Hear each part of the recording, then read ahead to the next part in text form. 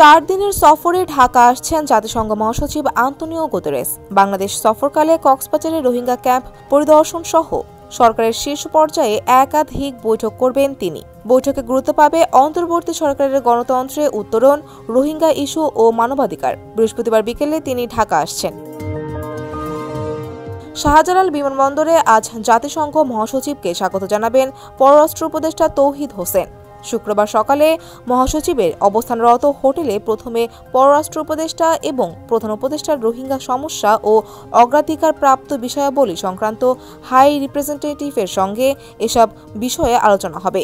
এরপর প্রধান উপদেষ্টা অধ্যাপক ড. মোহাম্মদ ইউনূসের সঙ্গে বৈঠক করবেন আন্তোনিও গুতেরেস। বৈঠক শেষে তারা একসঙ্গে কক্সবাজার যাবেন। সেখান থেকে তারা যাবেন রোহিঙ্গা ক্যাম্প পরিদর্শনে। রোহিঙ্গা ক্যাম্পে জাতিসংঘের বাংলাদেশে কাজ করা বিভিন্ন সংস্থার নিজ নিজ কার্যক্রম সম্পর্কে জাতিসংঘ মহাসচিবকে ব্রিফ করবে। রোহিঙ্গা ক্যাম্প পরিদর্শনের পর লাখো রোহিঙ্গার সঙ্গে ইফতার করবেন প্রধান উপদেষ্টা ও জাতিসংঘ মহাসচিব। রাতেই কক্সবাজার থেকে ঢাকার উদ্দেশ্যে রওনা দেবেন তারা। আন্তোনিও গুতেরেসের সফর সম্পর্কে জানতে চাইলে বাংলাদেশের জাতিসংঘের আবাসিক সমন্বয়কারী গোয়েন লুইস বলেন, এটি একটি গুরুত্বপূর্ণ সফর। প্রধান উপদেষ্টার আমন্ত্রণে তিনি রমজান মাসে সংহতি জানাতে বাংলাদেশে আসছেন। প্রতি বছর তিনি রমজান মাসে মুসলিম দেশগুলোতে সফর করে থাকেন। এছাড়া সফরে তিনি রোহিঙ্গা নিয়ে আলোচনা করবেন। সেখানে আন্তর্জাতিক সহায়তার বিষয়টি উঠে আসবে।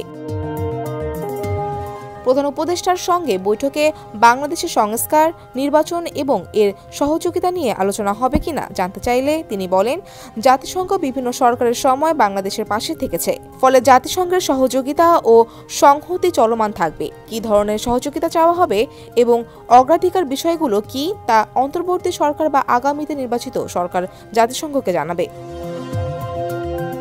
এই ঈদে জামা জুতো অ্যাকসেসরিজের ডিসকাউন্ট।